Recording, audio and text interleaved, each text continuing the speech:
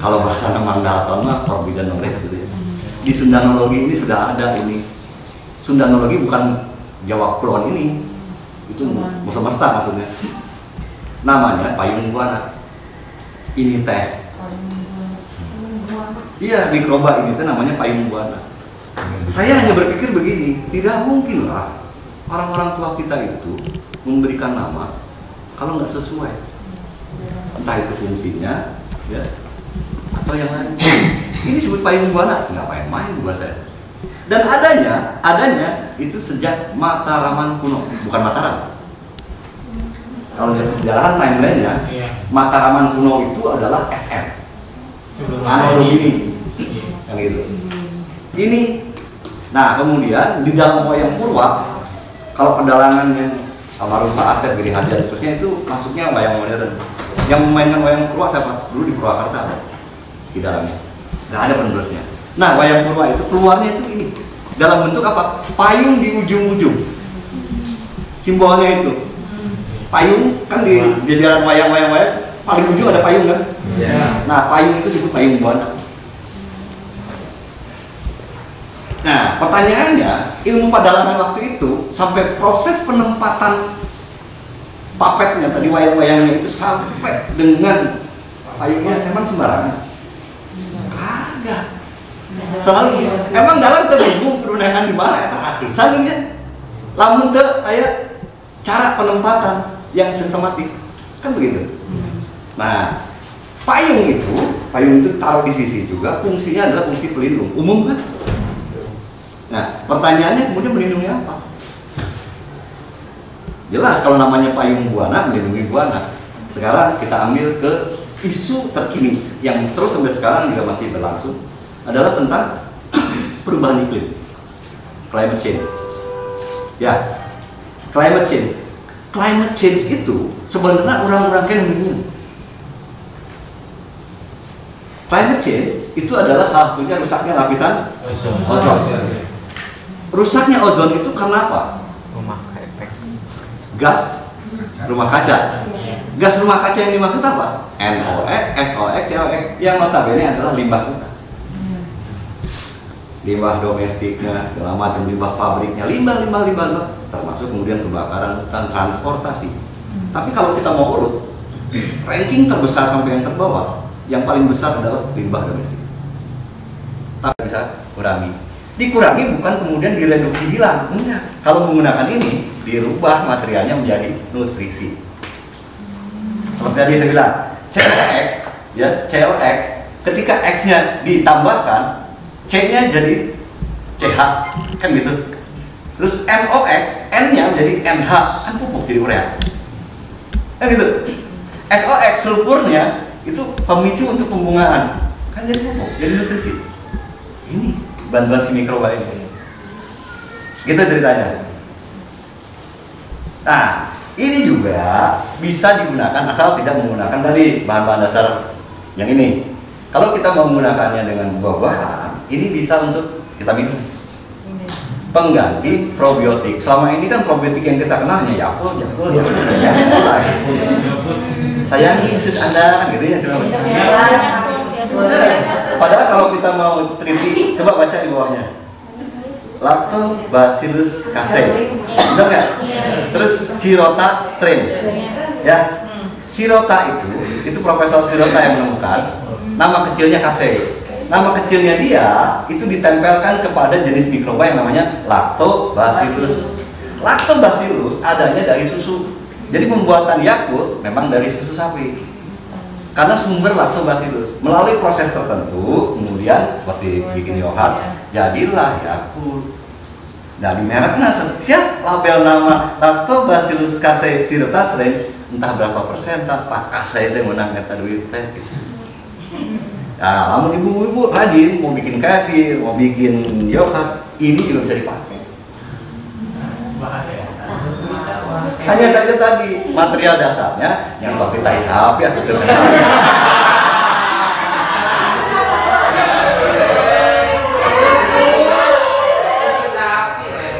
Tapi hari tega mana itu? Kalau saya pegang, Kenapa? Kenapa tega? Saya nggak melihat secara psikologisnya dari air sapinya. Kau sudah diolah sama si mikroba. Ya kan? Yang menariknya justru adalah kerja dari mikroba ini, hasilnya adalah cairan ini, itu justru menetralisir kondisi energi positif, energi negatif dalam tubuh kita yang tidak seimbang. Maka tadi ada yang cerita tentang kenapa panglaya, kerjuri, kerkunti segala macam. Tidak salah saya bilang tadi.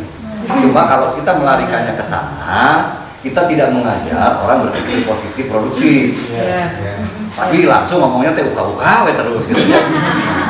Ini kurang lebih kalau kita mau mengambil perbandingan, walaupun tidak apple to apple, adalah ketika kita membandingkannya dengan kelor.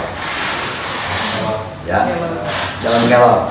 Selama ini juga ngomong kerjuri kan, kerja perkembangan dan segala macam. Bukan itu sebenarnya. Penjelasan logisnya adalah kelor ataupun mikroba ini semua adalah energi positif dan dia akan menarik energi negatif. Anu dibahasakan dulu tadi itu. Percaya tidak percaya, ayat sekarang orangnya yang disusuk suruh minum ini keluar susuna. Minum ganti.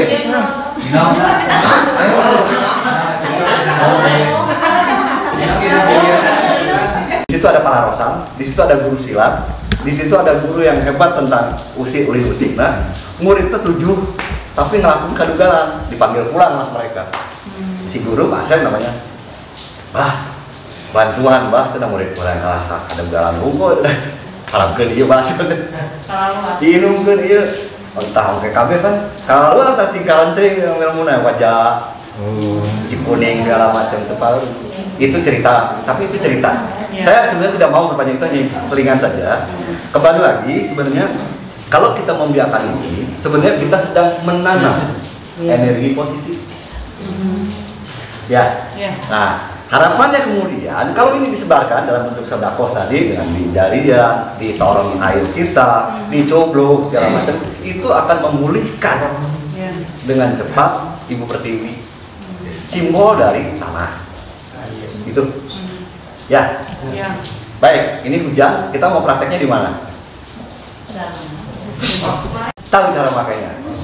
Sama kayak ibu-ibu bikin bolu resepnya kumaha gitu ya, resep heula. Ada harma gampang. Ya.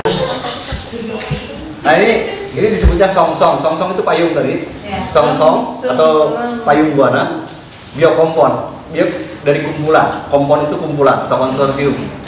Ya, fungsi dan nutrisinya sudah ada di sini semua. Ya, oke, ini biokompon bentuknya cair. Ini bisa diperbanyak. Berikutnya ini panglay.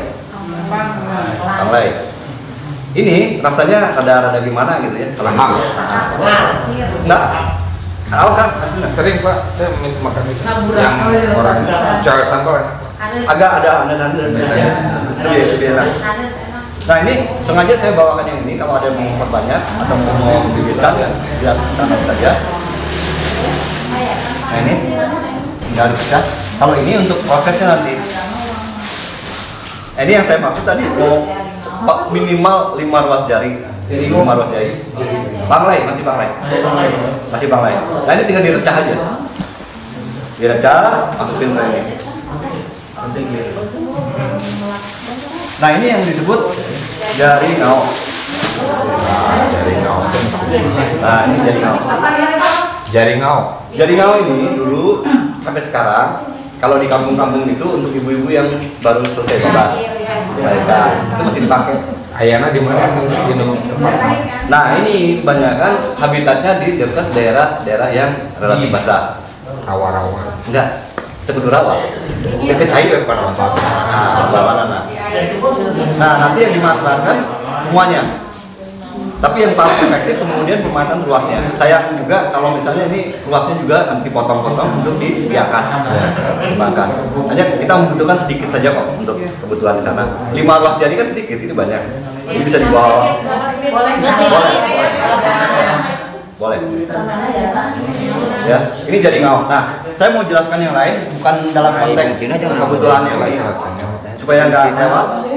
Yang para sekarang ini minyak gaharu itu tidak lagi yang paling mahal. Minyak gaharu. Itu tidak lagi yang paling mahal. Kalau Anda satu saat ke Tanah Suci atau sekarang beli online lah, datangnya dari Tanah Suci, ada namanya minyak jirarah. Jirarah itu bahan dasarnya jaringau. Dan itu minyak paling mahal. Kenapa? Lagi-lagi karena ini energi positif, bukan juli urusan Anda. Lain urusan juli. Ini urusannya adalah padat sekali energi positifnya. Gitu ya. Jadi ini kalau dikembangbiakan kemudian kita misalnya di sekolah artikan mana gitu ya, itu memposisikan, mengkhususkan untuk budidaya jaringau, kemudian ada unit destilasi mininya, keluarlah minyak jirarah. Menjual minyak jirarah 5 cc, kurang lebih 1 ampul ya, 5 cc itu 139.000. Wow. Mantap. Ya, kalau kita punya lahan kecil tapi sumber daya airnya dekat, kenapa nggak kita manfaatin ini? Toh alat destilasinya juga sederhana, 3 sampai 5 juta saya pikir nggak terlalu mahal kalau untuk alat produksi. Di sisi selokan itu masih Ya, udah di udah gampang banget. dekat air Pak yang penting Pak. Sisi selokan. Kalau sistem hidroponik itu bisa. Bisa, tapi kan mahal deh. iya Pak. Mendingan pelah, saya. Ini juga kalau kita tata tumbuhnya apa? Kita tata untuk tumbuhnya lebih bagus, kayak model ngamager gitu. Kan jadi estetikanya terjawab juga. Kolam misalnya, daripada orang murah diturap apa gerangu ieu pelakan. Ya, kapanen ongko.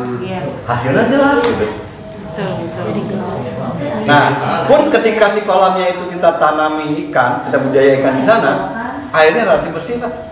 Oh iya Pak. Gitu. Nah, yang nggak boleh lagi tertinggal unsur yang ke-5. Ternyata garam kerosok ini. Ya, pertanyaannya, udah Pak teh dapur gitu ya. Ya kan? Mungkin ada yang bertanya, kenapa nggak biar dapur ya? Halus. Beda. Bedanya di mana Bu?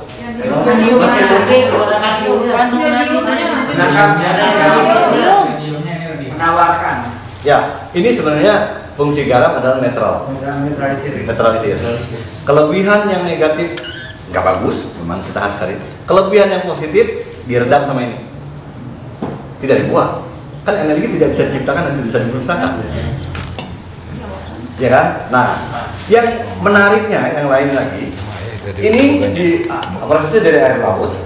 Air laut itu sebenarnya kandungan mineralnya multi. Mau yang mikro maupun yang makro lengkap. Beda dengan garam yang sudah rafinasi atau garam yang sudah kena yodium. Maka tidak disarankan karena semua udah dikris, semuanya udah dihilangkan, tinggal si yodiumnya yang rasa asinah unggul. Kalau ini mah masih multi mineralnya. Nah, orang juga tidak pernah menyadari berhubung penampakannya jelek gitu ya, segala macam diabaikan. Padahal ini yang paling bagus termasuk untuk treatment pengobatan. Misalnya gini, peredaran darah kita kurang lancar. Ya, hari marangi resep gitu ya. Kayak olahraga jarang. Atuh darah tinggi kan gitu ya. Treatmentnya gimana? Ambil air panas, masukin kena gelang gitu ya. Kasih garam ini, tunggu hangat-hangat cukup, celupin. Keluar tak, oh, itu urat-urat teh. Keluar. Nanti lama-lama malamnya tempelin di telapak kaki itu dengan irisan bawang merah. Dan itu bukan yang di YouTube itu banyak orang niru-niru itu. Mungkin dia hanya niru, tapi mungkin dia mempraktekkan. Kalau saya sudah berapa puluh tahun yang lalu begitu, resep dari orang tua. Sudah berjalan. Nah, kalau ini lebih tua lagi. Ini pengobatan yang paling tua pakai ini. Nah, sekarang tiba-tiba muncul garam Himalaya kan, yang warnanya agak pink. Harganya mahal segala macam. Ya tetap aja yang paling unggul mah garam laut.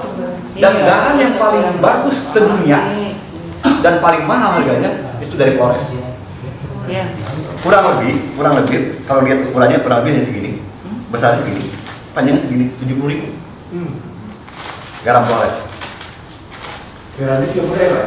Ya. Adanya mulai garam kerosok. Kalau garam kerosok ini dari mana aja terserah, tapi yang jelas dia tidak ada proses rafinasi. Dia tidak ada proses penambahan iridium dan seterusnya. Ya, Alami adanya. Alami. Kalau kita beli apa karungan lebih murah. Kalau sudah dikemas begini ya lumayan ada harga. Segini ini sekitar 7 ribuan. Pada daerah-daerah tertentu hanya 5.000, tapi tingkat eceran sampai 7.000 kan gitu ya. Itu. Nah, ini tadi yang saya mau jelaskan bukan harganya, yang mau saya jelaskan adalah energi positifnya untuk netralitas, ya. Terus yang saya ulang lagi, ini yang jaring ngau nanti tidak dipakai semua, silahkan dibagi nanti di dalam ruas-ruas untuk dibudidayakan, sebagian kita pakai. Ini panglai sama, silahkan ini dipakai, yang ini nanti kita pakai untuk pembuatan biopopon. Biakan biopopon. Oke, apa lagi? Ya. Udah, kita pakai. Itu bawa rebung. Kita sudah bikin ini biakan biokompon ini ya menjadi decomposer namanya. Nah jadilah kalau dijual di pasaran yang IM4, IM4 itu di botolan gitu, mangga itu jualnya laku. Tapi saya saya ingatkan tadi jangan lupa bersedekah. Gitu. 10% paling enggak, 5 literan masukin ke jarian, masukin ke kolam segala macam. Sungai. Yang selebihnya pakai oleh kita. Kalau masih banyak berlebih, silahkan jual untuk mengganti dana operasional. Akan dibulu kayak gitu. Nah, itu. Kemudian kalau sudah jadi biakan biokompon tadi, dekomposer jadinya. Kemudian kalau kita mau aplikasi, nah ini bahasanya aplikasi pemupukan. Gitu ya. Dilihat tumbuhan kita ini fasenya fase vegetatif, artinya mau menghasilkan daun itu fase vegetatif. Itu gunakan tabung ibung. Kalau ibung itu tidak setiap hari tumbuh, bener nggak? Nanti di akhir penghujung musim kemarau, ada loba reang, namun haur, rada kerep, rada sering haur mah. Tapi di daerah kita ketersediaannya ada atau tidak ada? Jika tidak ada, gimana alternatifnya? Toge. Tahu ya toge? Ini ada apa toge? Nah, pertanyaannya adalah kenapa rebung? Kenapa toge? Kan gitu ya? Benar nggak? Rebung menyimpan air. Bukan ke arah sana. Karena tadi kan konteksnya kita bicara adalah pertumbuhan vegetatif, pertumbuhan daun, tunas segala macam pertumbuhan vegetatif tuh. Kenapa dipakainya rebung? Kenapa dipakainya toge? Di sini tidak pernah dipupuk ya. Ya? Tidak pernah dipupuk. Ya satu boleh. Benar tapi belum tepat. Benar. Lagi. Tinggi. Boleh benar tapi belum tepat juga so. Awal masa pertumbuhan. Ya, karena kayak gini. Kalau kita lihat rumput raksasa adalah bambu. Ya kan? Rumput raksasa bambu itu kan rumput sebenarnya. Keluarga Gramineae, familinya Gramineae namanya. Ya. Rumput itu dalam kondisi yang apapun tumbuhannya terus, pertunasannya terus. Karena apa katanya? Zat naon anu berpengaruh di dalamnya kan begitu. Setelah dianalisa kimia, laboratorium biokimia namanya biochemistry, ternyata di rebung itu banyak yang namanya gibberellin. Gibberellin. Kalau di toko ada yang artifisial buatan kimia namanya Gibro. Nama merek ini teh Gibro. Gibro itu dari gibberellin sebenarnya. Gibberellin Pro. Buatan kimia pabrikasi. Harganya 60.000 Mas. Betul gini. Daripada 60.000 kejadian gue udah mendingan dengan ibu atau beli toge, akhirnya tanya ke ibu-ibu, bu beli toge sakuku seberapa? 5.000 mah udah rek jualan toge. Iya kan? Iya. Terus kalau kita ngambil yang sudah kedaluarsa, kira-kira beli apa dikasih? Coklat ya dah. Nah sama yang sudah kedaluarsa versi masak itu masih berguna versi biokompon mah. Karena yang kita ambil bukan si togenya, gibberellinnya. Gibberellin itu adalah dari kecambah tadi oleh si mikroba diolah menjadi koagulan, menjadi agregat. Tadi agregatnya namanya kalau dibuka secara mikroskopik gitu ya, itu gibberellin isinya. Nah itu logikanya. Supaya ketika kita membuat eksplanasi atau penjelasan kepada teman-teman yang lain, itu untuk rampaan, untuk gagap gitu lah, ya. Pokoknya gitu, woy. Cek, masukin. Biarkan itu minimal 12 jam yang lain, baru besoknya dipakai. 12 jam. Kenapa dipilih Carson? Pertanyaannya. Nah, kunci jawabannya ada di situ. Cari tumbuhan lain alternatifnya kalau nggak ada Carson yang tidak pernah berhenti berbuah kala musim kemarau maupun penghujan. Itu berarti bisa. Nah, kalaupun itu sudah terjadi, kemudian, hese ditunggu lama dengan tanaman-tanaman itu, mulai lagi toko tani, gitu ya, nggak apa-apa. Toko tani misalnya, toko tani itu kita untuk pertumbuhan daun misalnya, kita pakai NPK, kita pakai urea, tidak masalah buat saya. Saya masukin ke dalam biokompon, terurai dia. Nah, cuma menjadi lebih irit. Contoh begini, kalau bapak-bapak atau ibu-ibu nanam sosit, pakcoy. Kira-kira seberapa banyak ngasih urea atau ngasih NPK-nya? Untuk satu tanaman. Satu ruluk itu kira-kira jemput itu kira-kira aku pertama 20 butir. Ya, 20 butir itu kira-kira berapa gram biar gampang? 5 Satu sana 10 sampai 15 tergantung kalau 5 gram untuk satu pakcoy. Ya. Kalau dengan ini, bapak-bapak, ibu-ibu cukup dengan 2 gram dalam 1 liter. Dalam 1 liter. Karena kita nggak ngomong di purulu, kita encerkan, campurkan dengan cairan biokompon, penuhi dengan air, badeng yang semprot itu kan kurang lebih 17 liter. 17 kan ya? Nah, 17 ya. 17 berarti 2 kali 17, 34 gram untuk 17 liter. Satu badeng empak gitu, itu bisa nyemprot untuk berapa luas? Lamun garitan pakcoy bisa berapa garitan? Irit. Fungsinya sama. Tapi kan ini sudah melalui proses dekomposisi tadi, organik. Ya. Jadi bertani itu menyenangkan dan bertani itu tidak harus mahal. Tani itu murah tapi tidak murahan. Luar biasa.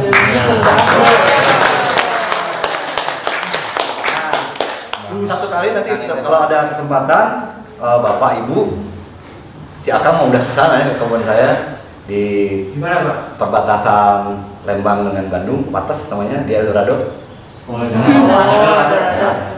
Di situ Cideng Nyinggir, bukan Cidengnya, Cideng Nyinggir.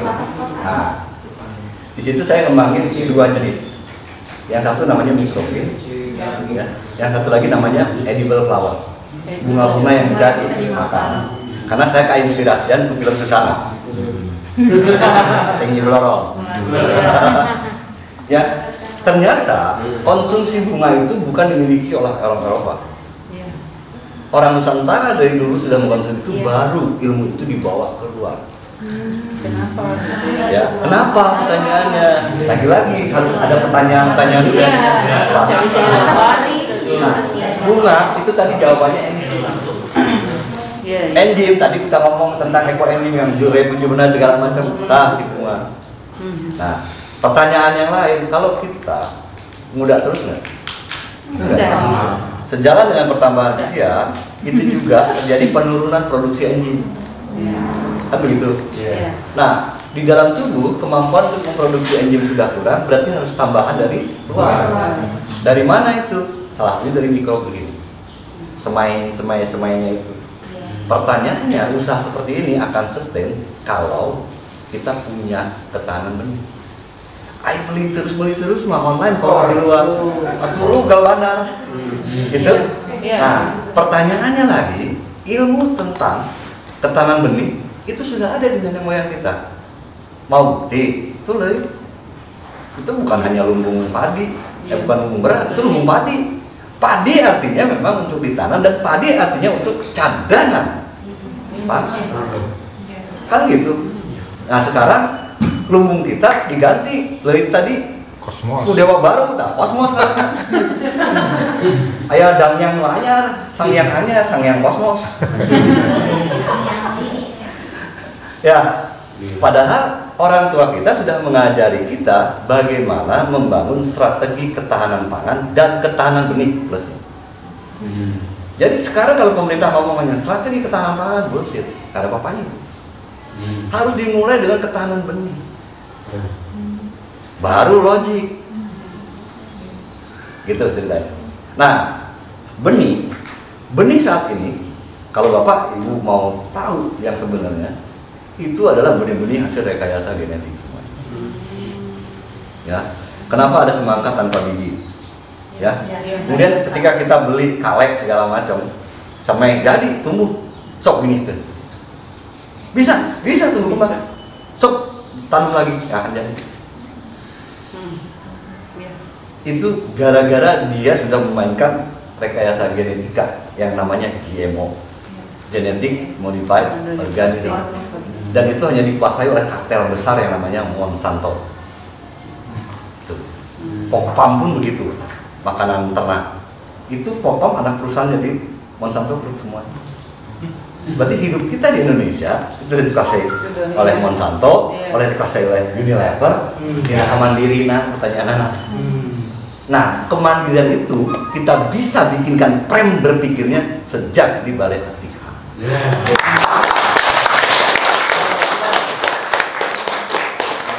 Tidak berlama-lama, yuk kita praktek.